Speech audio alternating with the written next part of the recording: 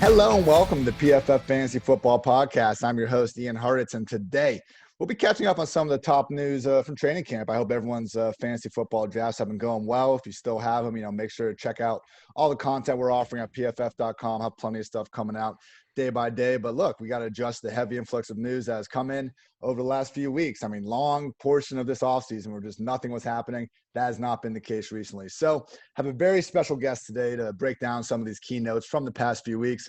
California's finest and all-around sharp football guy, Rotoworld's own Hayden Winks. Hayden, how's it going, man?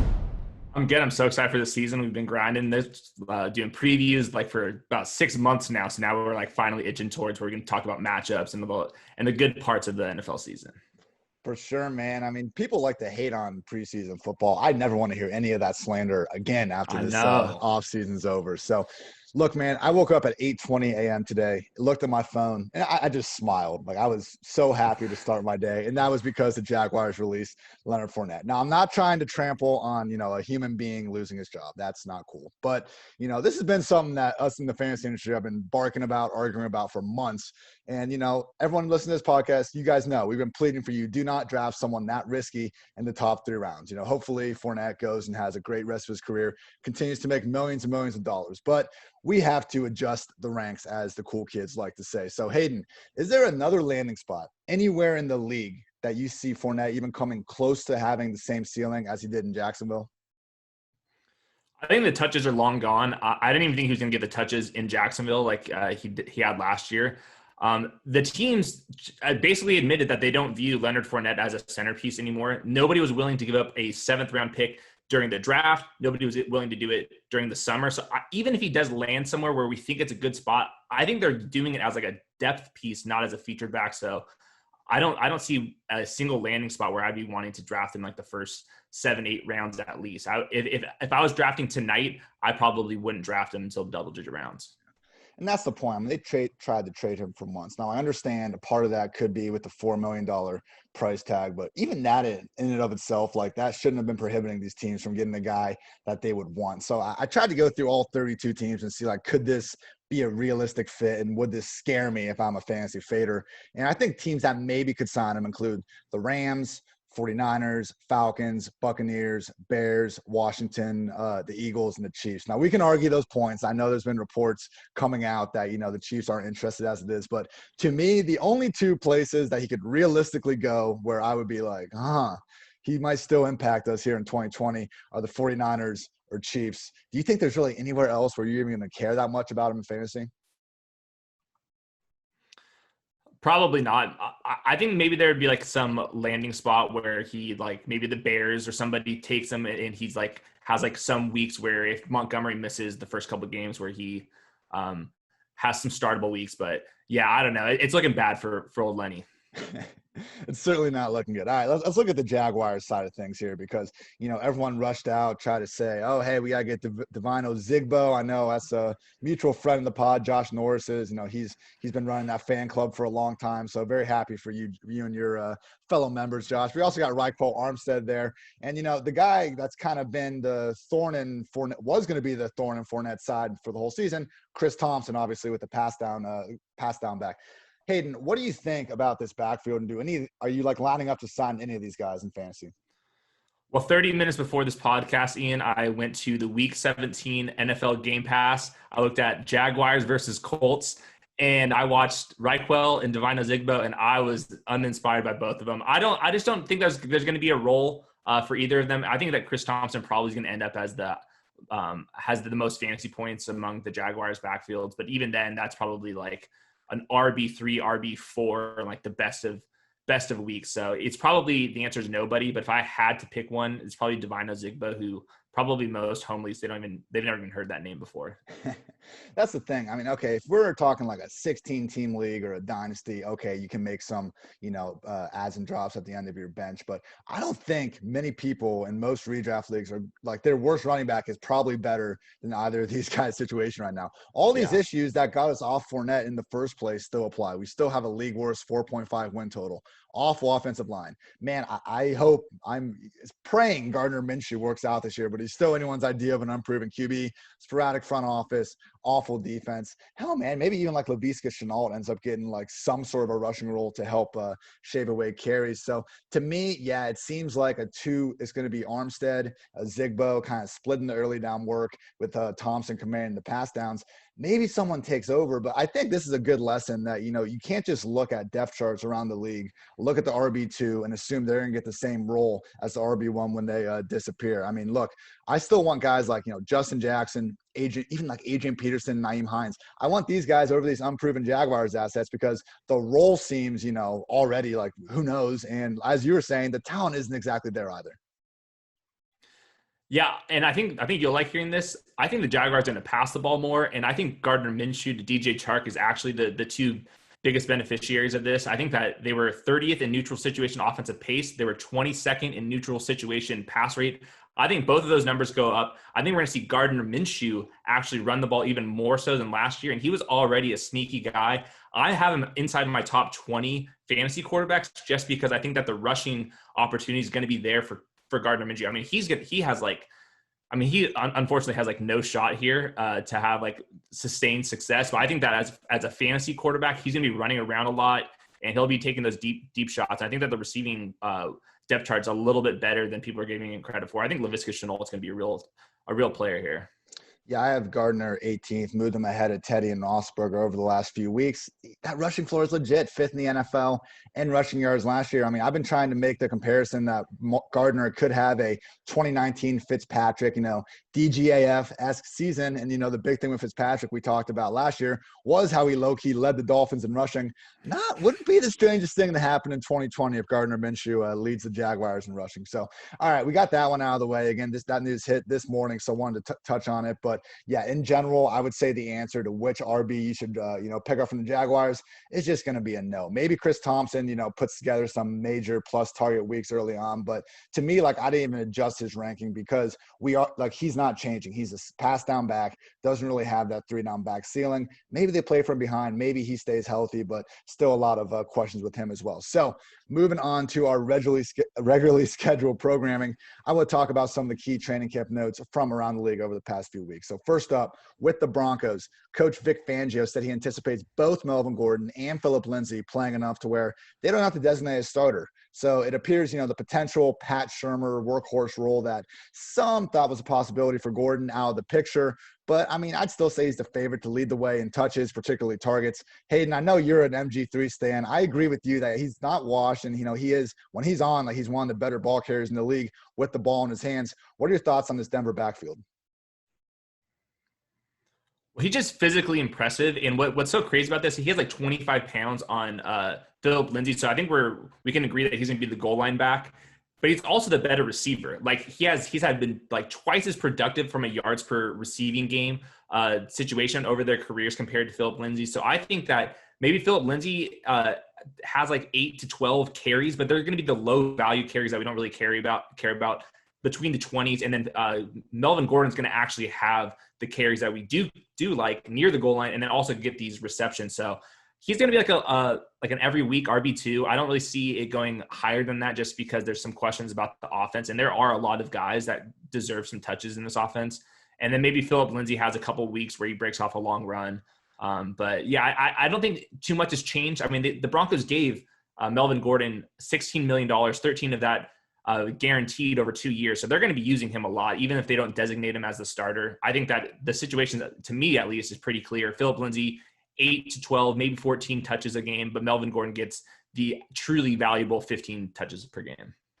Yeah, I think that's fair all the way around. I mean, Lindsay has never quite been all that great of a pass down RB. And, Gordon, he's missed time over the, in a couple seasons over the years. But if he hadn't have, he was on pace to go 50 catches in, 4 consecutive seasons. So even if he's not Austin Eckler, Melvin Gordon is a plus pass down back. But yeah, it's a good reminder that, in these situations where you have an incumbent talent like a Phillip Lindsay, I think Marlon Mack and even maybe Kerryon Johnson applies too. Like, it's really tough to assume that the new guy, whether it's a rookie or in this case, Melvin Gordon, can come in there and completely take over the show. I think in this case, their skill sets and the money at hand, are going to lead to Gordon getting plenty of run. But, I mean, it's just one of those things that we got to keep in mind that, not everything's going to work out in the best way that us fantasy managers would appreciate. So I have Gordon RB16, one spot behind James Conner. I think there's kind of a tier drop off there, though. I mean, I've mostly been trying to get some of these top 14 RBs, and then, Conner, if he's there in round 3, and then I'm kind of taking stud wide receivers once it comes time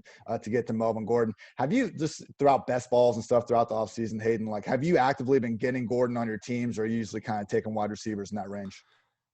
I haven't checked this, but I would guess I have 0 shares of Melvin Gordon. It's the wide receivers, like you said. Historically, if you look at these ranges where the running backs go, these RB2 where they're drafted, these guys bust at a much higher rate than the wide receivers at similar ADPs. And I think in particular this year, the RBs have a lot of question mark, whether it's age, injuries, kind of how big their role is going to be, and the wide receivers are either the emerging number 1 talents on their team, or they're the stud number 2 guys that we know that their target volume is going to be there. So give me the Calvin Ridleys and the DJ Charks in this range over Melvin Gordon. Yeah, definitely. I know I've said on this podcast, so there's 50 or 60 wide receivers you can talk yourself into this year. And, if we want to talk about legit, a wide receiver 1 or just, a high upside wide receiver 2, it's not 50 or 60, but it is legitimately about 30, to 35. And again, at running back, I think we see a pretty steep drop off after that 14 or 15 mark. So again, that's why, we've been preaching this whole time, go get you that stud 1, maybe even 2 RBs in those first 2 rounds, and then turn around and get those remaining wide receivers. So another backfield that we have some concern on with the pecking order, and that's the Detroit Lions. DeAndre Swift and Kerryon Johnson reportedly expected to form a committee, which we expected. I'm still a little skeptical if we see it's just those 2. That'd be great for fantasy, but we've seen Ty Johnson, Bo Scarborough stay involved. Last 2 weeks of last season, we saw a 4-back committee. So I'm not sure, and Swift's lower body injury certainly isn't helping matters. But let's say, Swift is able to at least be on the field by week 1. How are you approaching this Detroit backfield, knowing that we're going to have multiple backs, but also knowing that Swift should be the lead pass down guy? Yeah, I think just from a tape perspective, I think that we can all agree that DeAndre Swift has more juice, and he's definitely better as a receiver. But it's kind of like the Denver backfield situation where I think that there's defined roles, but both of them have roles, and that kind of limits their true upside, especially with the Lions. This is going to be a very pass-heavy attack. We saw what Matthew Stafford did through the first 8 weeks of the year. So I think probably week 1, just because DeAndre Swift has missed a lot of the training camp, that he'll be the early down grinder, probably see 12 to 14 touches with kind of earning his role as a third down back. But I'm not really convinced that either of them are going to have RB2 status for the first 3, 4, 5, 6 weeks. Yeah, it was interesting.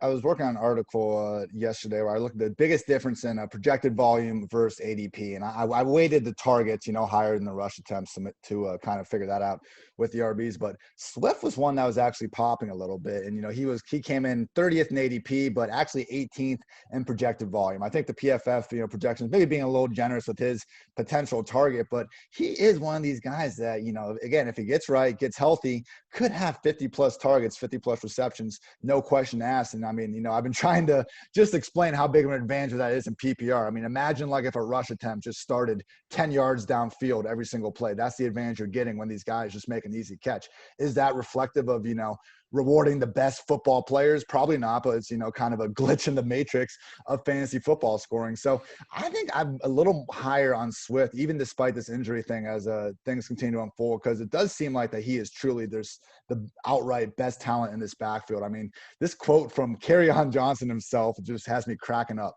This is from Kerryon. I can't learn anything from Swift because the way Swift's knees bend and hips work, I can't do any of that. So when he comes up and does his little, know what I'm saying, his little shaky fake whatever thing, I can't do that. So I just say good job. I don't want to say Kerryon's resigned that he lost his competition, but if Kerryon notices that, man, I'm sure the Detroit coaches do. Yeah, definitely. Did you see the Marlon Mack one? He had a very similar one talking about Jonathan Taylor, just how physically gifted he is. So that was all. It's pretty funny to see a true Kerryon Johnson and Marlon Mack are legit NFL players, and they're already just admitting that the guys that we're drafting the second rounder better than him. It's pretty funny to see.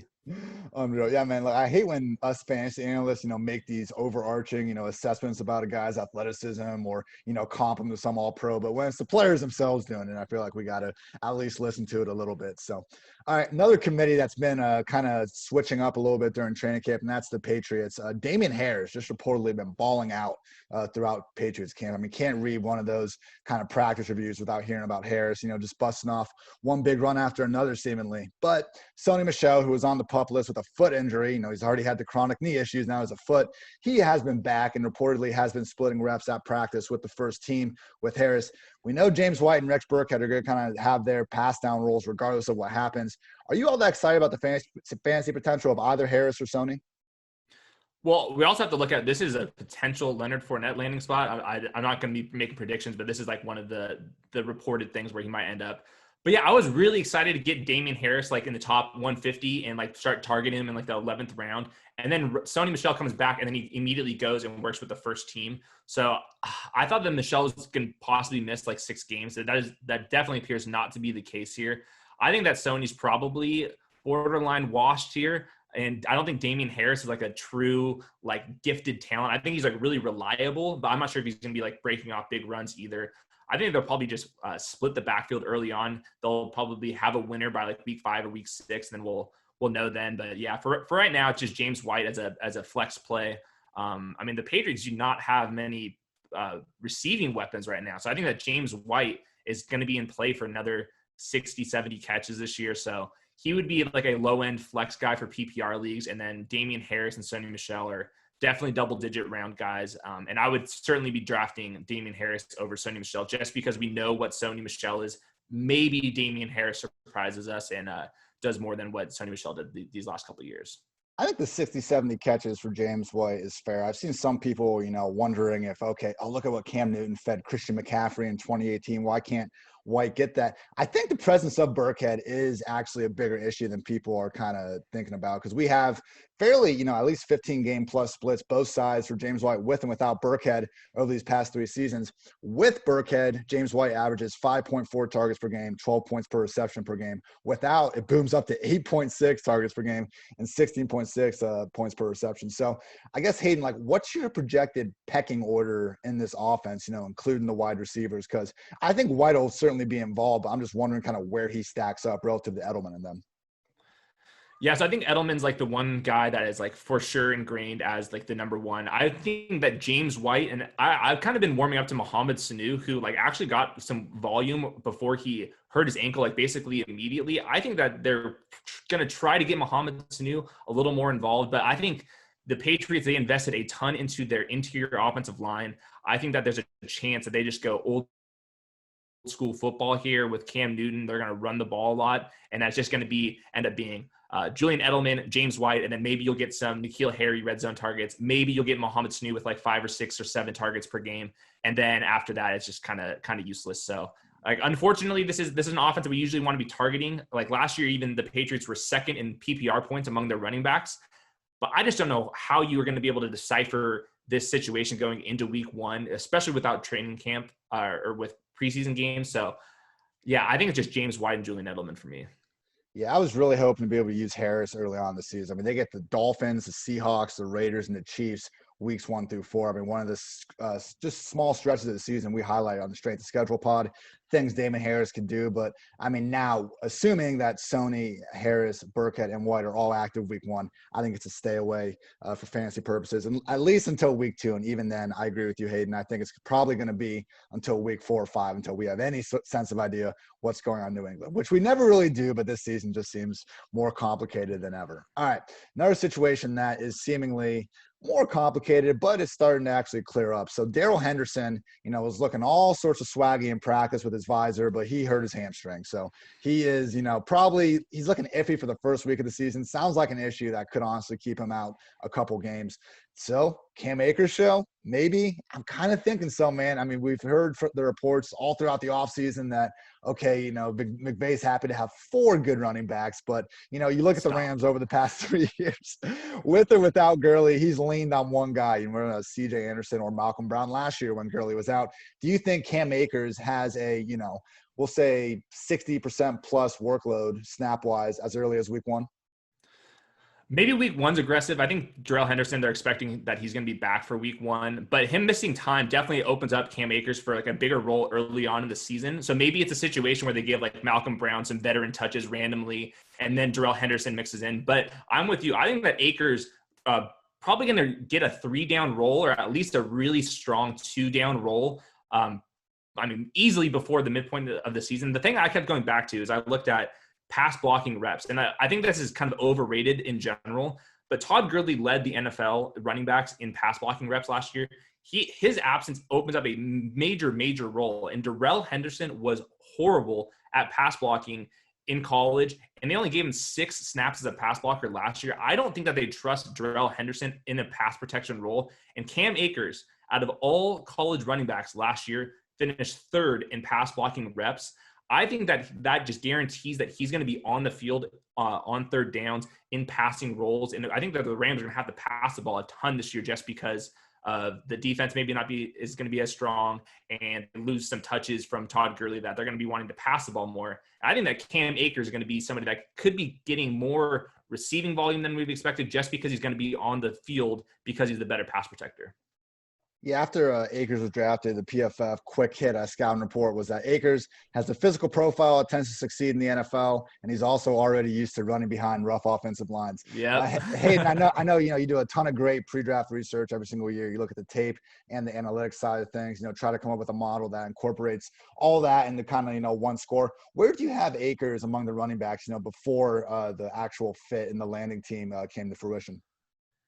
Yeah, so there was basically the top 5, and it was the top 5 guys that were drafted in, and they were all very strong prospects, like 90th percentile or above prospects. And I think that the situation isn't as bad as what some people are talking about. The offensive line is not great, but the Rams play with a lot of pace, especially when they're trailing. I think they were 1st in offensive pace when they're trailing, and they pass the ball a lot when they're trailing. So I do think that Cam Akers might have more receiving work than we're giving him credit for. I have him kind of build in this like RB3 territory. We're in drafts right now, where I think that he's probably gonna be a flex play early, but he could develop into an RB2. And I think that his price tag in like the 5th or 6th round is perfectly fine. He's one of the only running backs in that range where I'm actually willing to pull the trigger on. So I think that Cam Akers was pretty good at Florida State.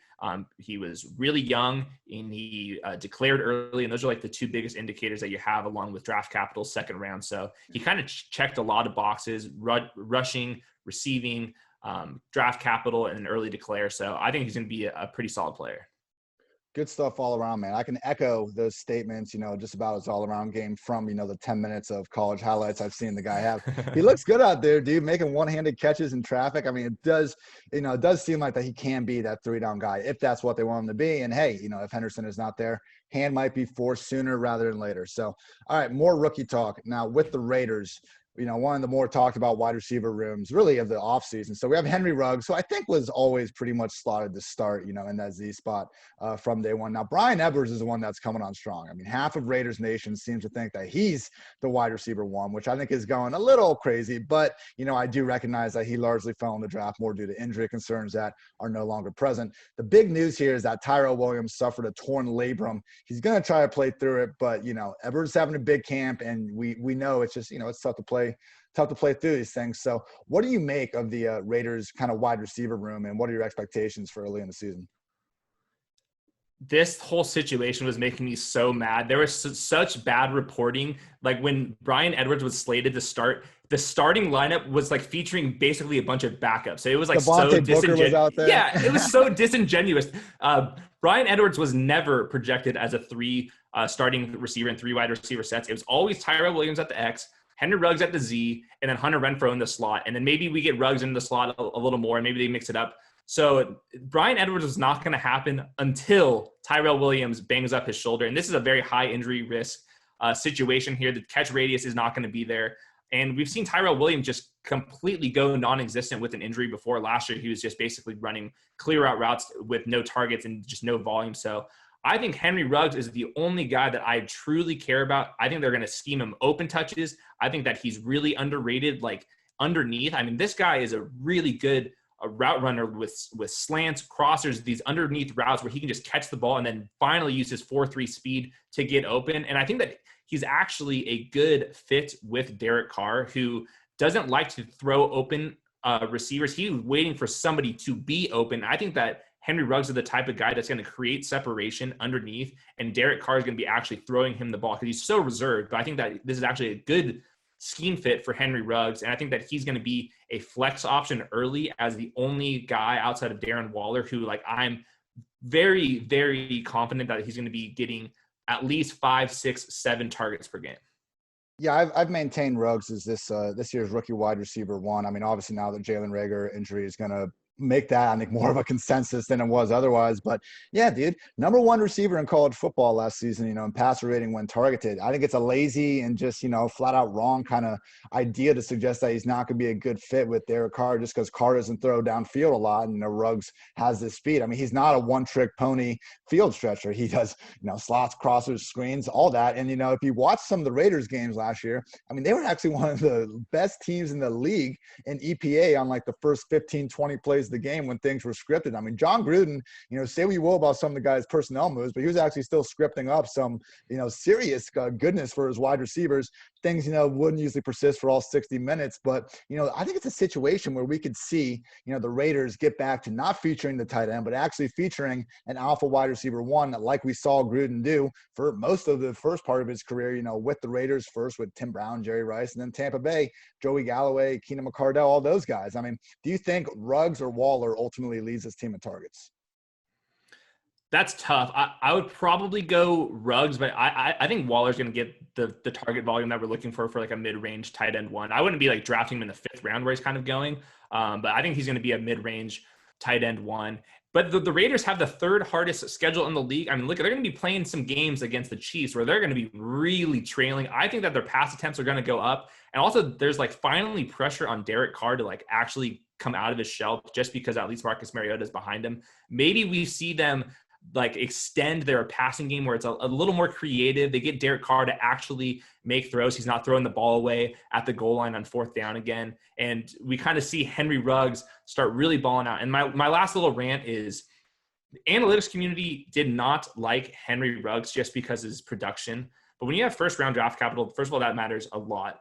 Plus they had, he was an early declare. He was young. He was productive for multiple seasons. But the other thing is nobody's adjusting for how good a team is. And we see this all the time with Ohio State. And so I'm not saying like making adjustments for like Illinois, like just because they're a Power 5 school. I'm talking about like elite programs. We have to make an adjustment just because there's so many guys that have the ball that deserve touches. And I mean, Michael Thomas was this way. Obviously we saw this with Scary Terry last season as well. So I think that Alabama, Ohio State, Clemson, these guys, if we don't like their production all the way, I think that's totally fine just because the competition was there. I think that Henry Ruggs was completely flying under the radar in the analytics community. And I think that Henry Ruggs, as the rookie wide receiver 1, will show that we need to make adjustments for how good the college team that they were on. I mean, I get it. February through April, everyone's starting these rookies. You have 3 months to focus on these guys. But, yeah, man, we got to adjust when we get new information. When we find out the Raiders like this guy enough to make him the 12th overall pick in the draft, that should mean something. That should mean more than whatever you happen to put, whatever film you happen to watch, whatever decisions you have to make. It ultimately comes down to how that player's team thinks of them. So, it's all good information. We're all getting smarter throughout the process. But yeah, man, I think, being willing to, have these different ideas as we get more information, it's smart in football and smart in life. So, all right. Hey, Ian, and the other information we got with Henry Ruggs, we saw that mixtape of him dunking on everybody in high school. I mean, if you see those dunks and you're not making some adjustments, what is wrong with you? Have some fun. I had the Ringer's Danny Kelly on the pod last week, and we were doing like our 10 fantasy football draft commandments, and his last one was kind of a joke, but he was like, I want guys that can dunk. Like, he's like, if you can dunk, that means you're a superior athlete. And he's like, I'm half kidding, but I know what he's saying, man. Like, you see these guys just moving differently as an athlete, and it's like, all right, you know what? Get that guy on my team. Agreed. All right, moving on, wide receivers. for the Pittsburgh Steelers this time. So last time we saw Ben Roethlisberger healthy, man, threw for over 5,000 yards, enabled AB and Juju to plenty of fantasy success. He's apparently looking quite healthy in training camp. So, it's one of these things where all the Steelers skill position players, Connor, AB, Diontae, even Washington, Claypool, if you want to go there, Ebron, they've all been, kind of middly ranked because we realize what happens if Roethlisberger goes down. We're getting the Rudolph and Duck experience again, like not good for anybody. But Roethlisberger stays healthy. We're looking at anyone's idea of probably a top 10, 12 offense at worst. What are you making these Steelers skill position players right now? And have you moved them up your board, your ranks at all, knowing that Roethlisberger is actually in a good place following that elbow surgery? I think I was the biggest fish with these Steelers rankings initially. I probably had them way too low. I was just not convinced that a 38-year-old quarterback coming off Tommy John surgery, like legit Tommy John surgery, was going to be able to come into training camp and show that he was ready. But all reports that he looks strong. So I have moved him up a little bit. Wide receivers, I think Big Ben's in that mid-tier QB2 range, and then I've kind of been warming up to even Diontae Johnson.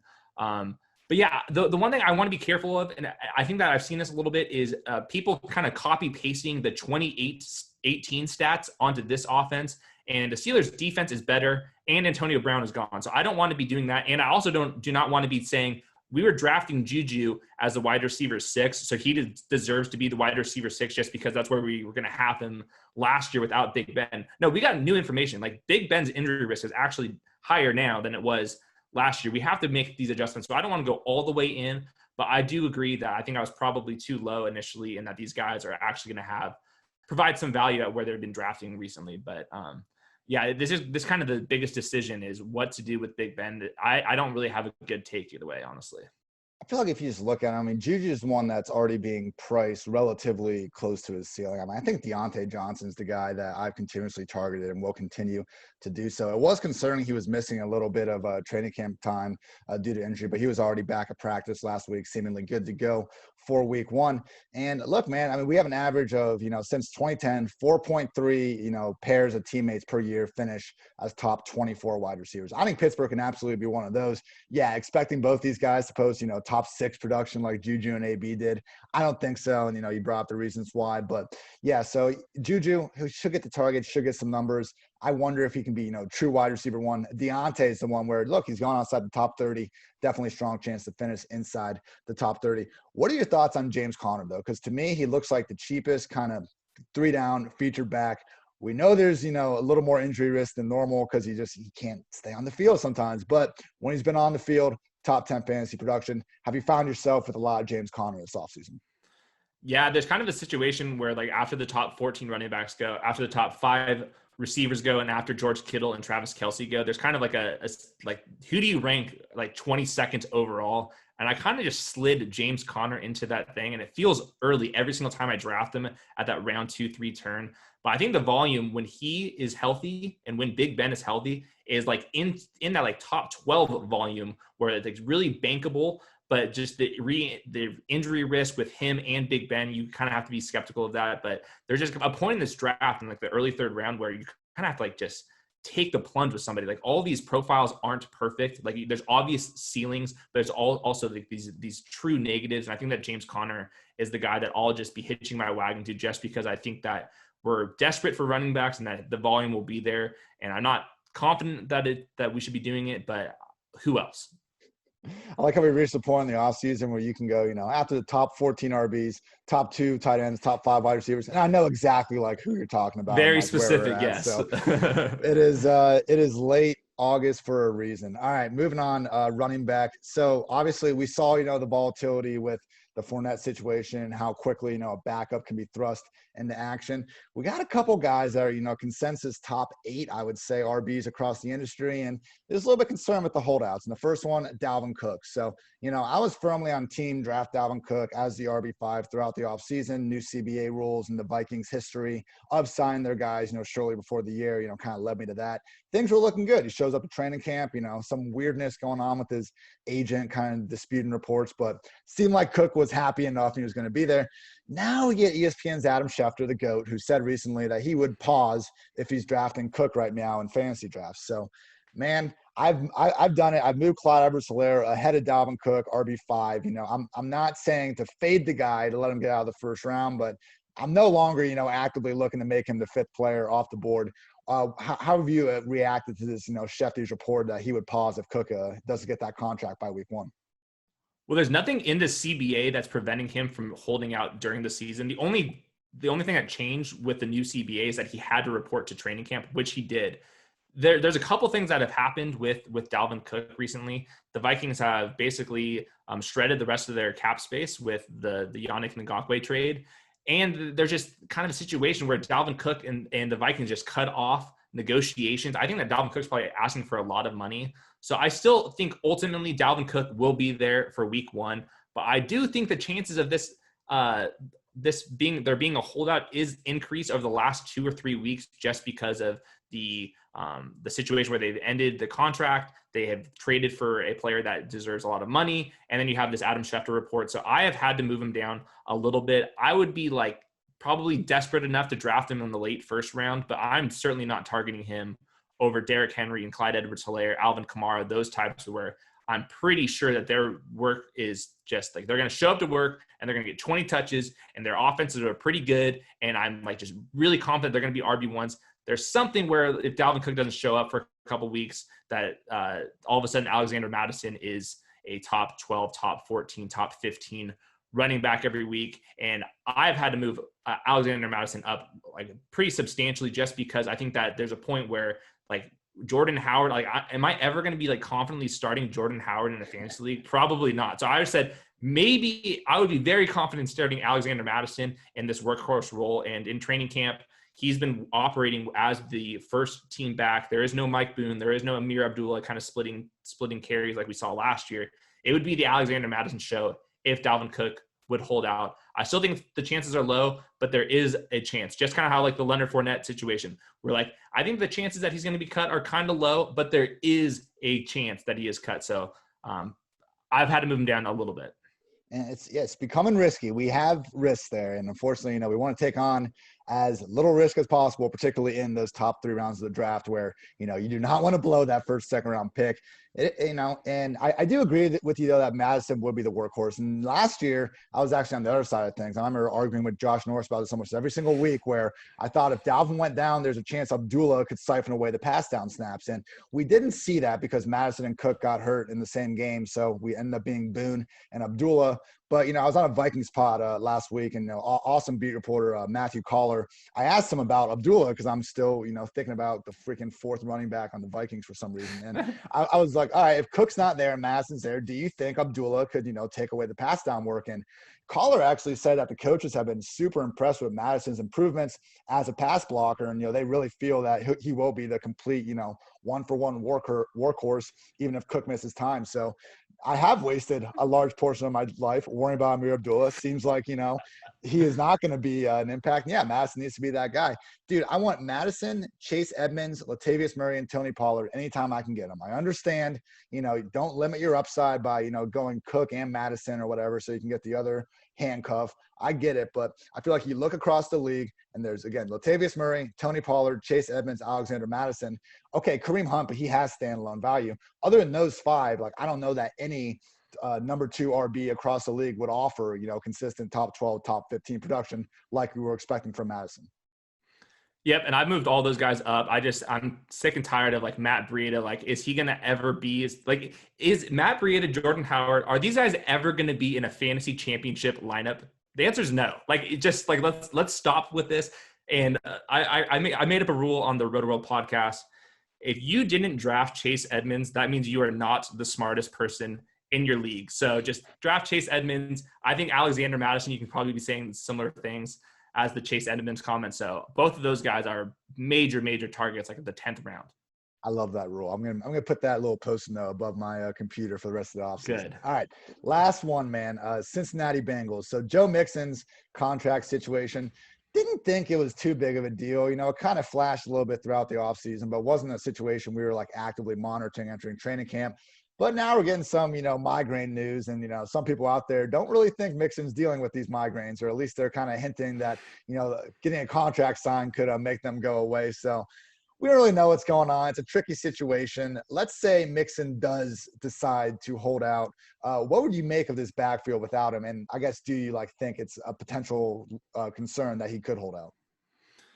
Well, I get some migraines, and I'm starting to think that it's all these LED lights that are contributing to my migraine headaches. But yeah, so I think that there is a small chance that Mixon holds out. I don't think that there's as much pressure as with the Dalvin Cook situation, where we've kind of been hearing some major, like Adam Schefter would have been I think kind of hinting at this situation. We would have also seen the Bengals kind of been making some moves. And just last week, they cut Rodney Anderson, who was somebody that I thought was really good coming out of college, but he was just totally injured. They cut him, and I think that was kind of underrated news just because that makes Travion Williams, who is also another productive back in college. He's kind of been dealing with some injuries as well, but he seems like the guy that would be the true insurance to Joe Mixon. I think that we've seen Giovanni Bernard, and I think I'm kind of just done with that whole project. I would rather be taking a flyer on Travion Williams, who was a 3-down guy in college, and hopefully he would just unseat Giovanni Bernard as the number 2. So that would be the deep sleeper to watch would be Travion Williams. And Gio might just be almost in Chris Thompson's shoes, where his role might not even change if Mixon's not there. I understand in the past when Mixon and then before that Jeremy Hill was out, Gio got the 3-down role, but that was when Marvin Lewis and that whole coaching regime was still there. I mean, this is an entirely new system now. I think they really do view Gio more as, a scat back type. And we saw last year, okay, he got the targets, but it was truly Mixon's backfield in terms of rush attempts. So yeah, I'm with you, man. I think Travion Williams, I have Gio ranked higher just because I think, okay, if everyone's healthy next year, obviously Gio's going to outproduce Travion, but they get hurt. I mean, Travion would actually be one of these RB2s that I'm not going to blow my entire fab on the guy, but he could actually, give you some top 24 weeks potentially. Yeah, if Mixon were to miss games, I would certainly be ranking Travion Williams ahead of Giovanni Bernard, probably as a low-end RB2 flex option. But I think that his 3-down profile makes him more intriguing at this point, just because we've kind of seen Giovanni Bernard. Hayden, thanks a bunch for coming on, man. Everyone go follow Hayden on the old Twitter sphere at Hayden Winks. Hayden, what you got coming up on the pipeline, Rotoworld, ahead of week 1? Yeah, so this season I'm going to be doing 2 columns. My fantasy forecast column, which is kind of a matchups column where I kind of have a lot of charts. So if you're into graphs and all that stuff, I'm your guy. And then also I'm going to have this expected fantasy points column where you're kind of looking at usage, not just how many targets somebody got, but factoring in how close they were to the goal line, how close they were to the sideline, how does yards after the catch matter. So all those things will be over at Rotoworld. But yeah, outside of that, I'm just ready for the season. Finally watch some games. Come on now. You and me both, man. Yeah, everyone check out Hayden's content. Has always done a fantastic job blending the analytics with what you see on film. That's what we're all trying to do, folks. It's not a battle. We're all a team here trying to just get smarter. Hayden helps with that. So thank you again, Hayden. Thank you all for listening. I'm Ian Hartitz. This has been the PFF Fantasy Football Podcast. Make sure if you're playing best ball for the season, go use Underdog Fantasy code PFF, free entry in the million. And, if you happen to take that down, remember, Hayden and I sent you there. So for Hayden, I'm Ian. Take care, everyone. Thanks for watching the PFF YouTube channel. And if you want to subscribe, all you have to do is push the button. Don't forget everything you get. A little fantasy, push the button. A little green line for the gambling aspects of the game, push the button. College football, push the button. The YouTube channel from PFF.